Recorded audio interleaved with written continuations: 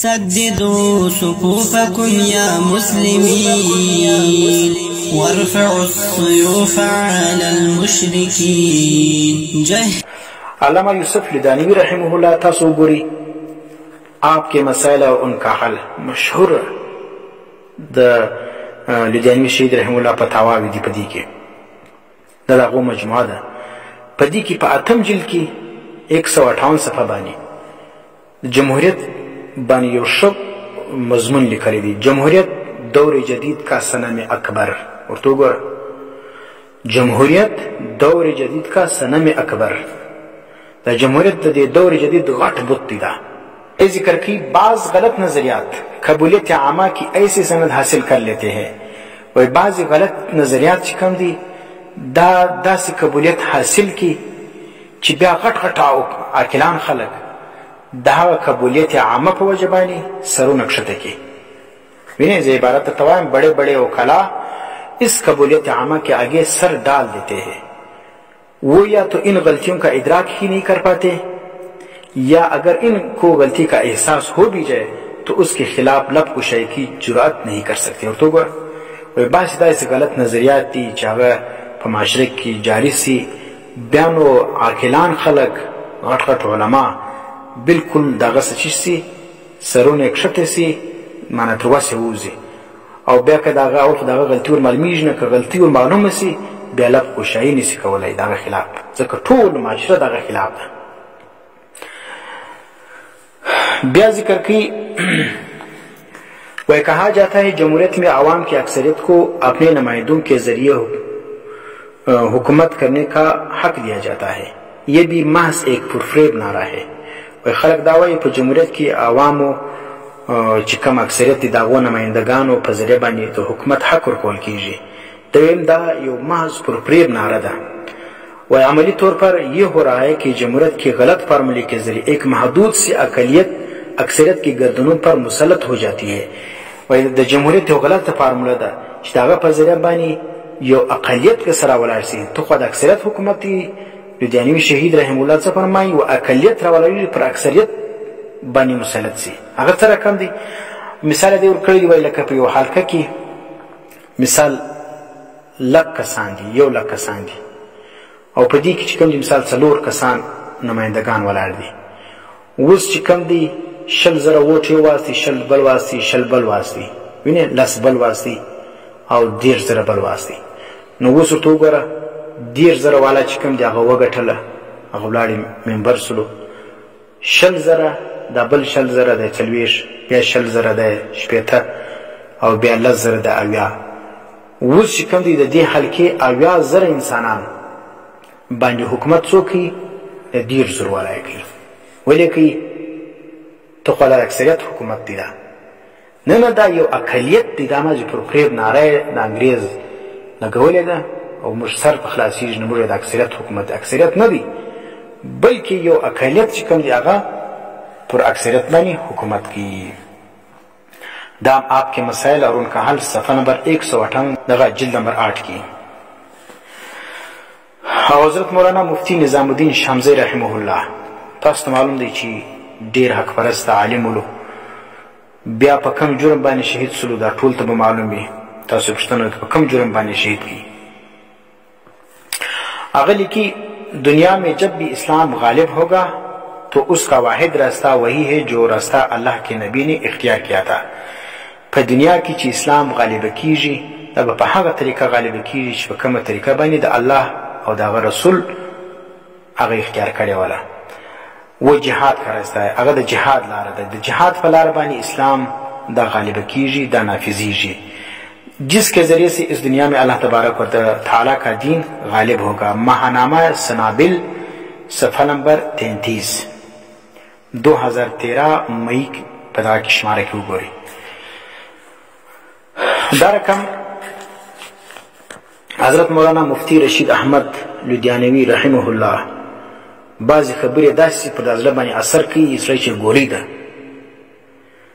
سوال انسوی دی دا جمہوریت مبارکی دے فرمائے اسلام میں مغربی جمہوریت کا کوئی تصور نہیں اور تو گرا پر اسلام کی دا مغربی جمہوریت اس تصور نستا اس میں متعدد گروہوں کا وجود اوس د مغربي جمهوریت څه دی؟ دلته د اسلامي جمهوریت دی، دا دلته زموږ په دغه ممالکو کې اسلامي جمهوریت دی. دا ویدانوي دغه مولانا مفتي رشید احمد ویدانوي صاحب څه فرمایي چې مغربي جمهوریت څه ته وایي، هغه تعریف هم درته کوي.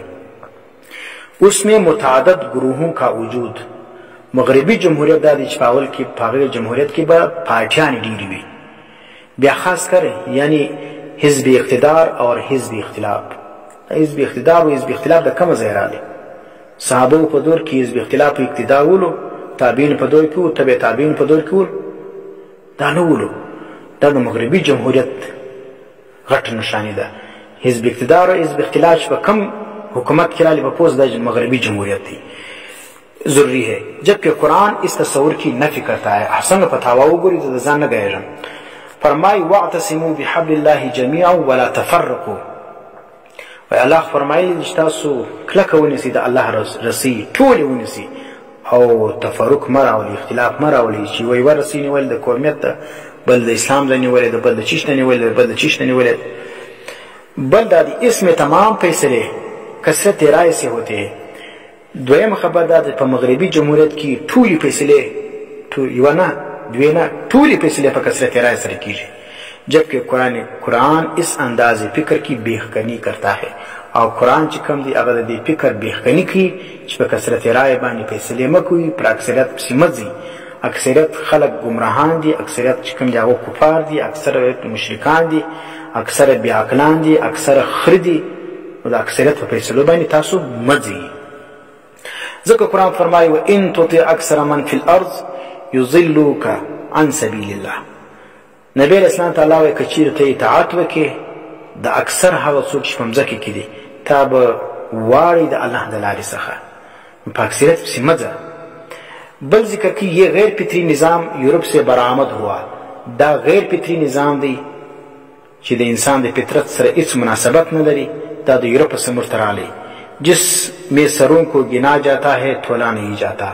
په دې نظام کې چې کوم دي سرونه خالی شمارل کیږي، تلل کیږي نه چې دا عالم دی ویني دا جاهل دی، دا ته نه کتل کیږي. اسم مرد و عورت ویني د بل چې کوم دي جوان اور بوڑا، دا رقم عامی و عالم بلکہ دانا و نادان سب ایک ہی ویني. وای دا کې چې کوم په دې نظام کې نر و ښځه، ځوان و سپین ږیری، عامی و عالم، نادان و دانا، دا ټول په یوه ترازو کې تلل کیږي. جس امیدوار کې پلې د کوم امیدوار په خوا کې چې کوم د ووټونه ذات ولیدل هغه کامیاب دی. بیا ذکر کی دنیا کی سب سے بڑی اسلامی ریاست پاکستان شي.